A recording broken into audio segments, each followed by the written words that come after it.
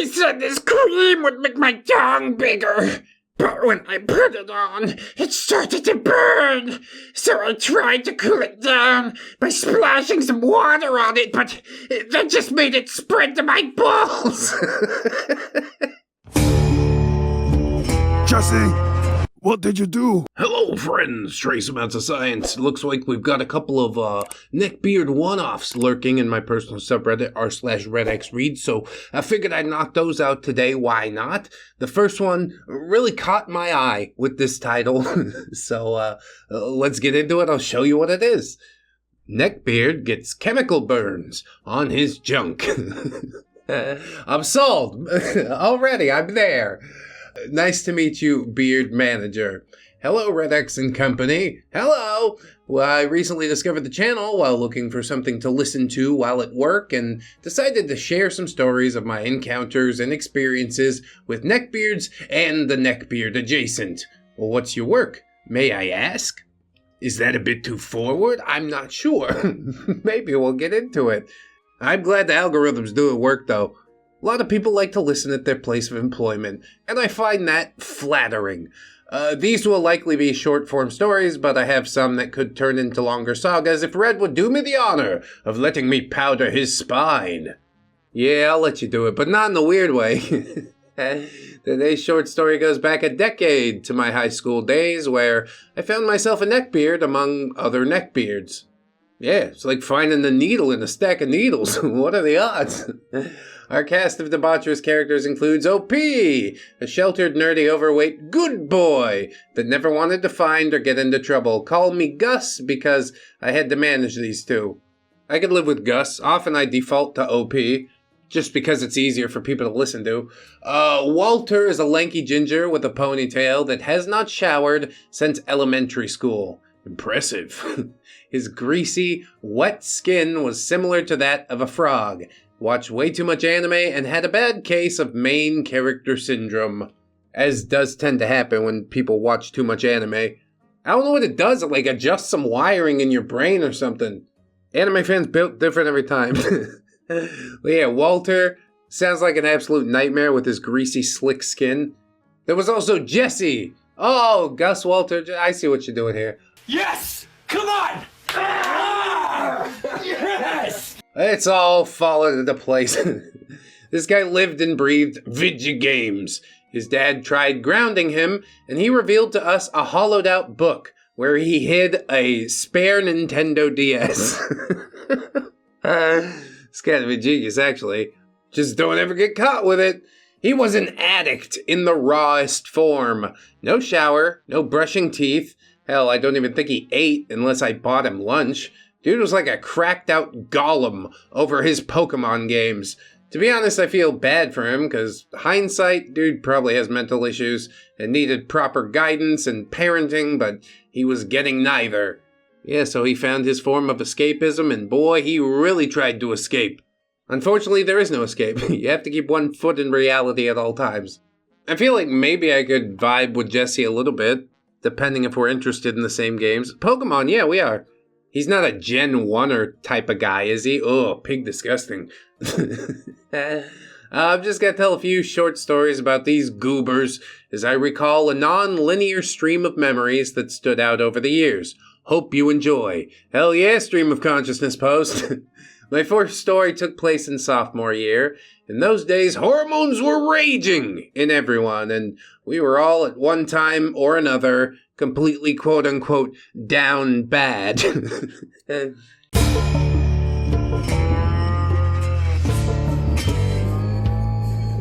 Well, enter Giga Chad Mike, who sees a group of hopeless, loveless, kissless virgins like us and decides to help us out by giving us advice on how to get with the ladies. Mike really is the ultimate Giga Chad, isn't he? You know how they say it's been a pleasure? It hasn't. Now, Walter and I can already smell Mike's BS a mile away. No! If he's gonna be full of crap, can't he be a Badger or a Skinny Pete? OP says I didn't engage, but Jesse was completely hooked at the mention of ladies and was willing to do anything to interact with a real woman. So Mike starts filling poor Jesse's head with stupid stuff like puffing out your chest and lowering your voice to sound more manly. Totally does work. He basically had Jesse walking around like that one scene from Mulan.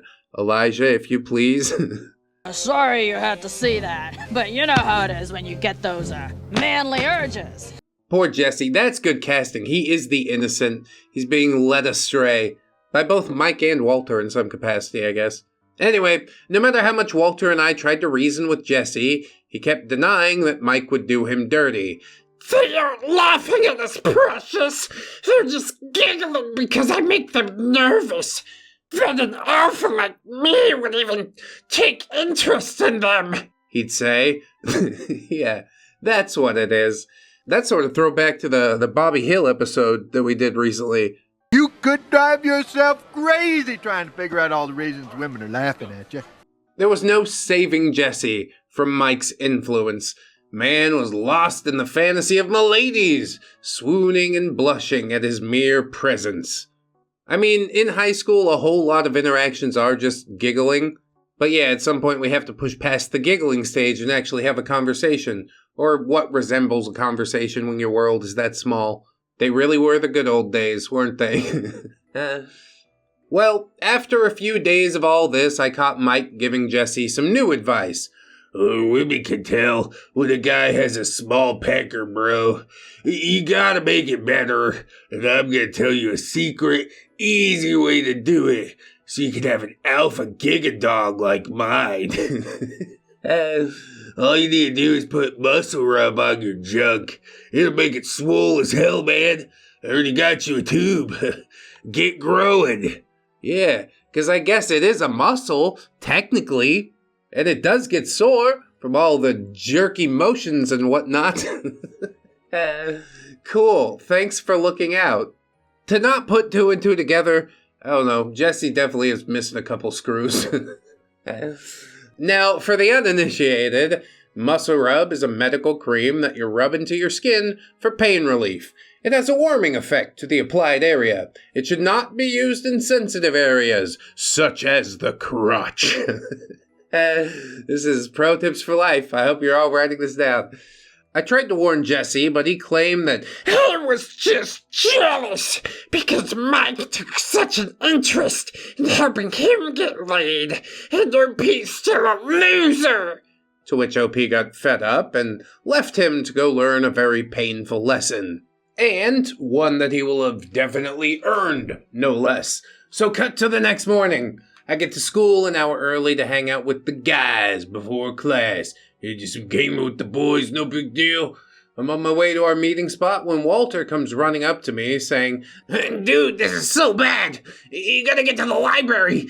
Jesse's spazzing out about something Mike did. So Walter and I run to the library, where we see Jesse doing what I can only really describe as the dance from JoJo Siwa's Karma music video.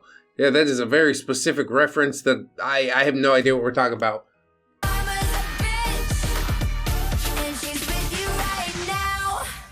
Alright, I looked it up, unfortunately. I could have got my whole life without seeing a couple lesbians in fish suits humping on the beach, but here we are, and yeah, that's basically what Walter did. I'm sure JoJo Siwa will get her own deep dive episode eventually, because indeed, that is some cringe. So Walter is screeching and reeing some nonsense about, when I catch that asshole, I'm gonna beat his dong off, to which I can't help but laugh and ask, dude, calm down and tell me what happened, knowing full well what it is that happened. Well, said Jesse, he said this cream would make my dong bigger. But when I put it on, it started to burn. So I tried to cool it down by splashing some water on it, but that just made it spread to my balls. Jesse, what did you do? Yeah, dripping all down to the undercarriage, that is unfortunate. You should have accounted for gravity. Hang yourself over the toilet bowl and dip it thusly. OP, trying to conceal his amusement, says, "Why didn't you just jump in the shower, dude?"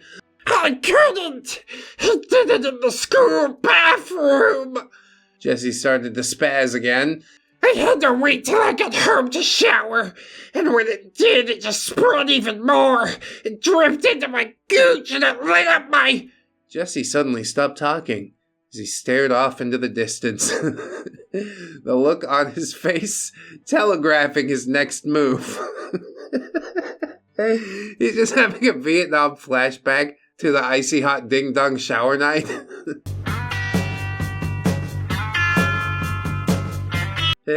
I turned around to see Mike, who had been listening to Jesse raving about his burning swamp sack, and before I could stop him, Jesse let out a mighty and charged towards Mike. Now, when I said Jesse looked like Gollum, I was not kidding. From the big eyes and missing teeth to the thin frame and even the way he walked. And apparently the way he talked, too. Although my Gollum is sort of scuffed, I haven't done it in a while. So it was no surprise that the thin man, Jesse, was keeping pace with Mike as he started running.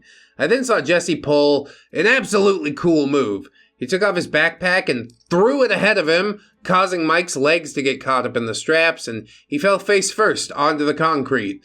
That is, I guess, a big brain play, yeah. If you can't catch him, find something that can, like a backpack or something. Jesse then climbed on top and began to wail on Mike's head.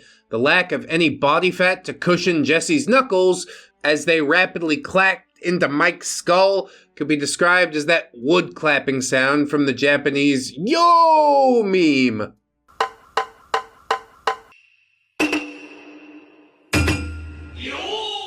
I think those bamboo fountains have a name. I don't think it's just from the meme, but yeah.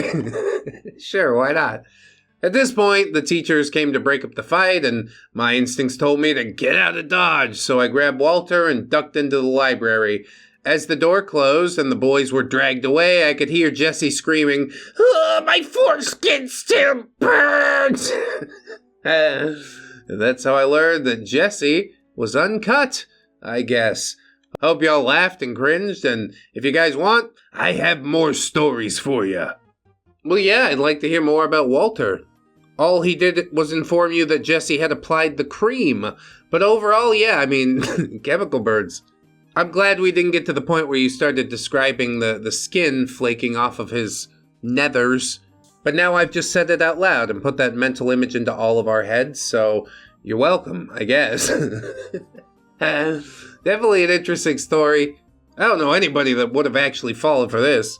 But yeah, Jesse doesn't even really have food to eat, so like, how would he know about the wonders of Icy Hot? I feel bad for that kid. I hope Mike gets his ass kicked. I hope Walter shoots him right in the gut because of his pride and his ego. I really like the Breaking Bad references too. I think that's what wins me over the most. So yeah, thanks for sharing. Cool to see. We'll move on into something different right now. Laurel Hardy and the One That Got Away. You might remember Glamour Hattress, aka Callie Chevalier. She told us about chaps in that Twin Neckbeard Had a Plan for the Cleaning Lady video. It's a relatively recent one, so good to see you back so soon. Let's relive some more Navy things, I think. So hello again, ReddX Industries. Greetings, Callie. I'm gonna call you that because it's easier to say than Chevalier. I'm back after the chaps story since my memory started shaking loose while talking in the Discord. I started remembering some Neckbeard stories from my days as a baby sailor. Yeah, I never got past the baby stage of sailor, or of life really. Still a mad child in a lot of ways. It's not all bad. It was a really cool community, and I was made to feel really welcome. If you see me there, my name is Callie Chevalier. Yeah, join the Discord if you want. Discord.gg/ReddX. Or if that doesn't work, there's a link in the description. So, let's get down to brass tacks. After leaving my first school, getting comfortable in my first command, I broke off from my schoolhouse love. Might write about him later.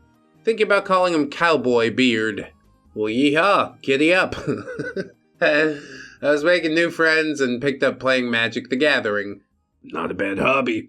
There were 3 friends I usually hung with, but the 2 of note I will call Laurel and Hardy, because the body types mostly fit, save that Hardy was not as large, but the contrast was clearly there. Sometimes we hung out with my then boyfriend Bulldog. Bulldog always had and still has a case of perfect resting fuck you face. Well, that's sad. That means that your internal monologue is mean to you more often than not. Did you tell him that he'd be so pretty if he smiled more? You should. Some people were intimidated by it, or even the sound of his voice. Despite that, we got along swimmingly, then got married, especially since we knew I was up for orders soon, and we definitely wanted to stay together. Yeah, I guess there's worse reasons to sign a legal contract. Right after we got married, one night, Hardy snidely remarked to me about how I had married lower, or about Bulldog's truck situation. He drove a clunker of a truck from his old command to his new base, and it died right after he got it there. RIP, with no money or hope of repair. Well, let's not act like you're out here with the ability to afford a Bentley, sir. Wow, you probably could get a loan for a truck with a 15% APR. Very impressive! Fuck out of my face. Keep my boyfriend's name out your mouth. That's what I'd have to say about it, but let's see what direction OP goes. She ignored it. Since I didn't think much about it at the time, which was because Friday Night Magic was going on. I don't know. Seems like mixed up priorities to me. You're literally willing to put a ring on it, sign a legal contract, but winning the game of cardboard crack is somehow more important? I don't think so. But that's fine. I'm just a guy that says things. It's only a theory. OP truly knows. Let's carry on. It was up against Laurel, who for some reason started getting super cocky about wiping the floor with me. Yeah, why don't you wipe your ass first and then we'll talk about it. The heart of the cards was just not with me that night. I don't mind losing, but his speech really hurt me. He had made it a point to be really harsh each time he made a move that was about to take life from me. I knew Hardy really liked me, but never made a move, and I knew it was possible that Laurel liked me too, but just like his friend, didn't make a move.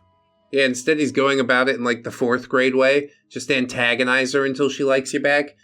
Doesn't generally work out. At the time, however, I didn't see a cause and effect relationship here, since I was purely just in the moment as a young, dumb adult.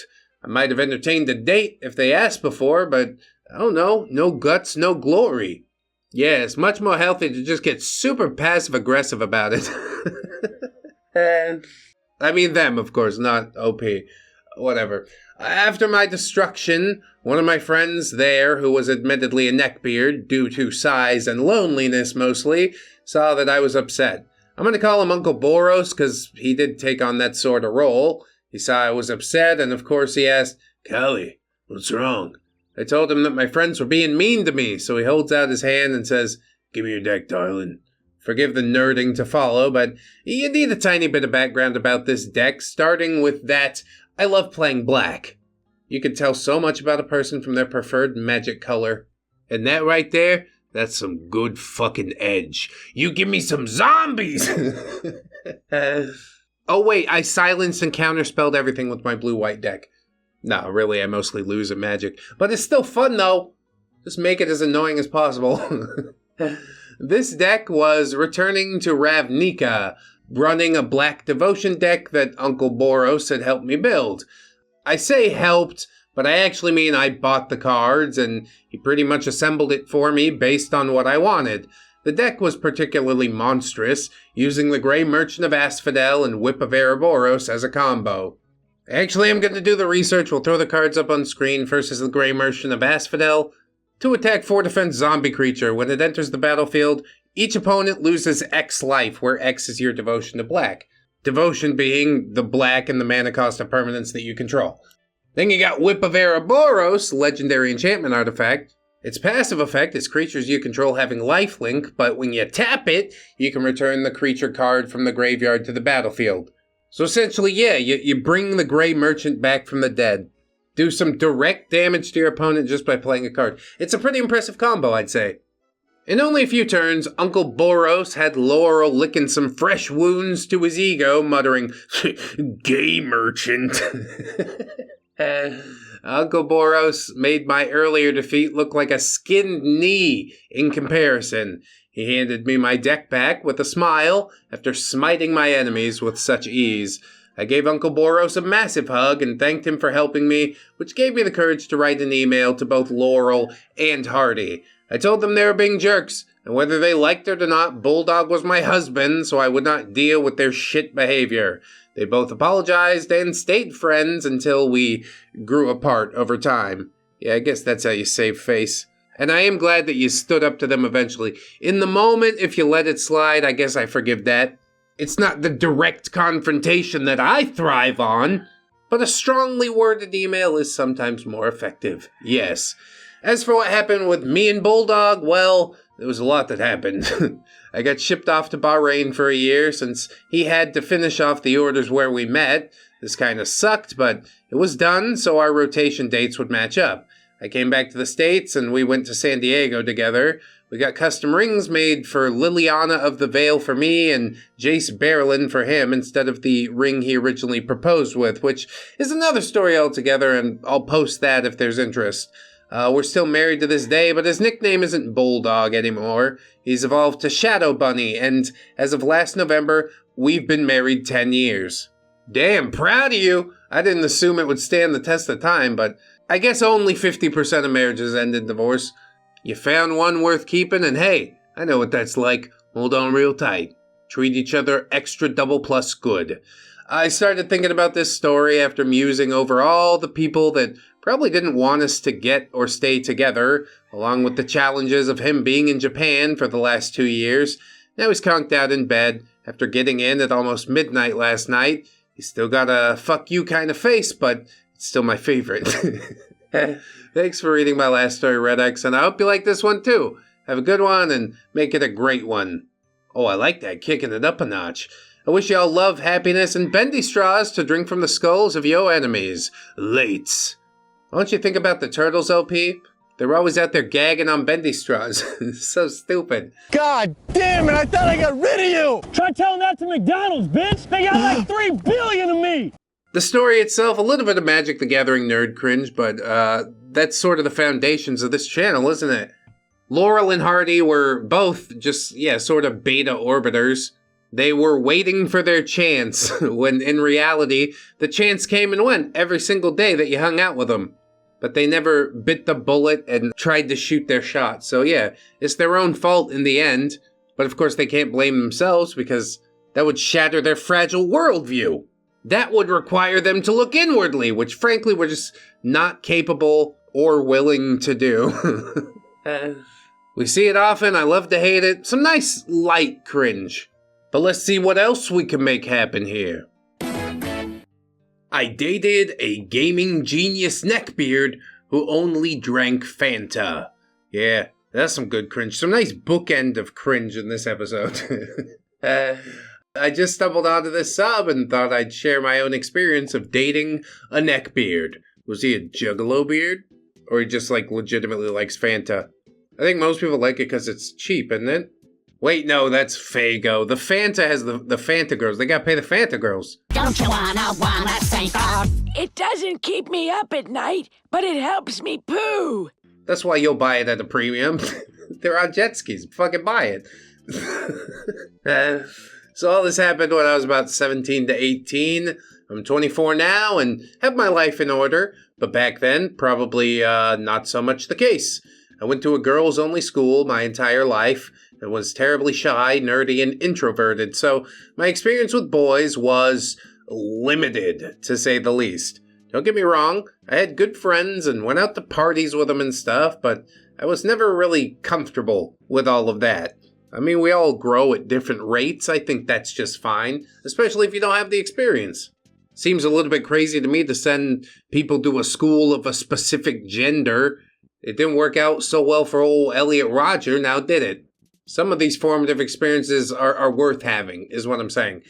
Anyway, I was always into video games, and at that time I was playing a lot of League of Legends. A lot! Not my cup of tea, but if you want to talk toxic salt, Let's crack open Rainbow Six Siege. This is where I first met Neckbeard. I had a username which made it pretty obvious I was a girl, so I used to get a lot of invites and attention, which as a 17-year-old low self-esteem virgin, I did enjoy. You know, I respect you for admitting it. You could have just changed your name, gone stealth mode, but no. OP rebels in it. So Neckbeard and his friend invite me to play, and we gradually get to know each other. I like him. He's got a really dry sense of humor, and to me, at least, he's pretty good at the game. He's also a few years older than me. I felt kind of sorry for him too, because his friend is always making jokes at his expense, and he seems to have really low self-esteem, which I would later realize was not the case. Yeah, he's doing that sad pity boy thing just to get his foot in the door. We soon find out that by chance we actually live really close to each other. I'm in Noord-Brabant, Netherlands, and Neckbeard lives just across the border in Belgium. Not the first time we visited this side of the world in these Neckbeard stories. Isn't that interesting? Then again, I think we got one for basically everywhere. Africa, Asia, Europe, many from America. I guess we haven't covered South America quite yet, but perhaps in due time. I'm trying to be Mr. Worldwide, you know? Anyway, things move pretty slow between OP and Neckbeard, but we play with each other regularly. We moved to voice chat. His profile picture on Skype was the head of some anime character. I don't know anything about that. Which, looking back, probably should have been the first red flag. I hate to say that you're wrong about that, but yeah. That's probably because you are 100% right about that. He sounds normal enough, very monotone voice, like he's always depressed, and eventually we decide to meet IRL. Yeah, I guess it was always coming to this, wasn't it? I don't know if I really want to go across the border to hang out with a depressed guy. But then, we all make our own decisions, don't we? We agree that Neckbeard will get the train to my hometown, and we'll meet up at one of the cafes there. You know how if you get to know someone without seeing them, you build up your own mental picture of what they look like? Yeah, I do. That's why most people think I'm black. Wait a minute. I'm white. I'm not 100% sure what I was expecting, but Neckbeard looked nothing like that. He was really, really pale, like ghost white, and overweight. Oh, you're gonna have to be more specific. That sounds just like me. That sounds like the average League of Legends player, as far as I know. All this wasn't helped by him wearing a gaming shirt like this. Fnatic, an esports thing. It's kinda weird, bro. I'm gonna be the best League of Legends player ever. I play Nasus and all I do is hit Q the entire time.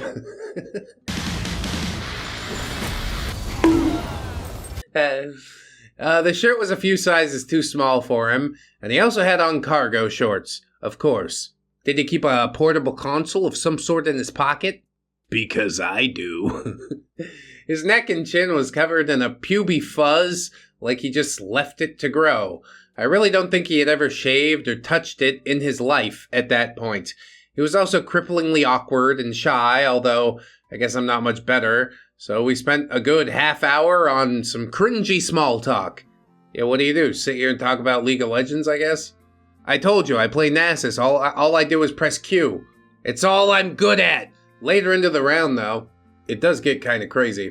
Anyway, you're probably thinking that the story ends right here and I just go home mortified at myself, but no. Oh dear no, readers. My 17-year-old self decides that this guy right here is good enough for me to give it a go with. Are you crazy? Are you out of your mind? You mean like a relationship, right? Does that include the physical part of the relationship? The first time you met? No, it couldn't be that. Wouldn't be that, would it, OP? No, it's not that. I continue seeing Neckbeard, and I gradually find out more about him. He lives with his parents, in their garage. He does have a job, but he hates and resents it, like almost everything else in his life. I don't think I can adequately get across to you just how negative he was about everything. Everything! He was the most depressing person to be around. And what's worse is he had a huge superiority complex. No, that's just him trying to puff himself up on account of his lack of self-esteem. But also, how can we be at all surprised that, like, the guy who acted depressed all the time is actually a depressing person to be around? Again, live and learn, but like, what the actual fuck? What did you expect to happen here? His parents, who were actually really nice people, Didn't understand his genius and made him work. that shitty 9-to-5 job. His boss was An ignorant a-hole. who forced him to do menial tasks that were beneath him. I mean, he doesn't seem capable of much. I think he should just be grateful he has a job. The only thing he did in his free time was play League of Legends. Yeah, see? You don't want for anything better. Your goal for your life is like, I hope I get that skin. That'll really change things around for me. On his days off, that's all he would do, apart from sleep and eat. And that's pretty much the only thing that we could do together. He once took a week off from work and spent the entire 7 days just doing that. Actually sounds kind of lit. I think I'd be bored after 3 days, though. He's really out here grinding, though. He wants all the champs, and he wants them for free. Mostly because, he probably doesn't have the money to just pay for them. That's how you win at video games nowadays. You're just like, yeah, $300 on the credit card, do it. What could possibly go wrong?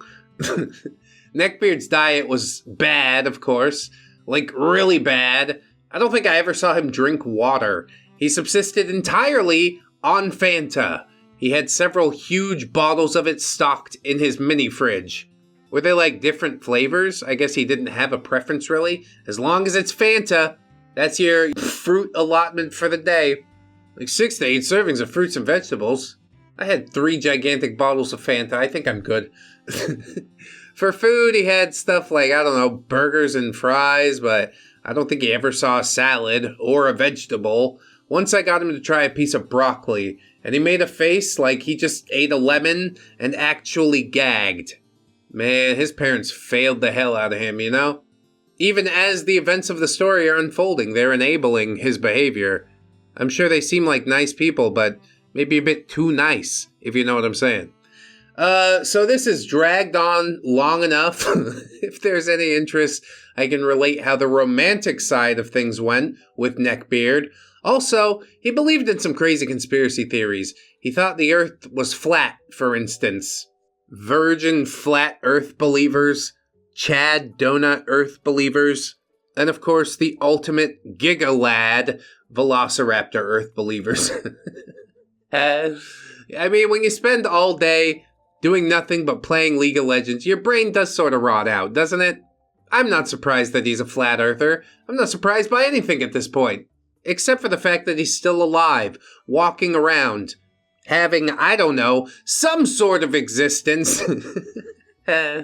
Theoretically, he's alive, but yeah, pretty soon every League of Legends esport team is just going to be made up of AI. The computer can play this game better than you could ever hope to, okay? Just accept that, get off the game, because you're never going to be the best. Maybe have some fun with it sometimes. I think that's a much healthier way to go than what we've decided to do. Although he did get himself an e-girl gamer girlfriend, and then of course lost her because he's a miserable piece of crap. How else could this story have gone? But I do thank you for sharing, OP. This post a long time ago. There's no update posts, or I'd get into those. But hey, 3 one-ups, not too bad today. We put in some work, and yeah, I hope that you guys liked it. If you did, Patreon, YouTube memberships, hey, a little bit of money that I can count on every single month. It really does mean the world to me. If you can't afford it, no sweat. You watch the video, especially this far. That's like MVP plays right there. It would really help me out if you picked another ReddX video from the sidebar, but if you can't find one or you had enough of me today, I mean, I understand that too. I do want you to remember, however, that you are loved, you are worthy, you definitely deserve it, and I will see you in the next one, friends. So until then, bye-bye.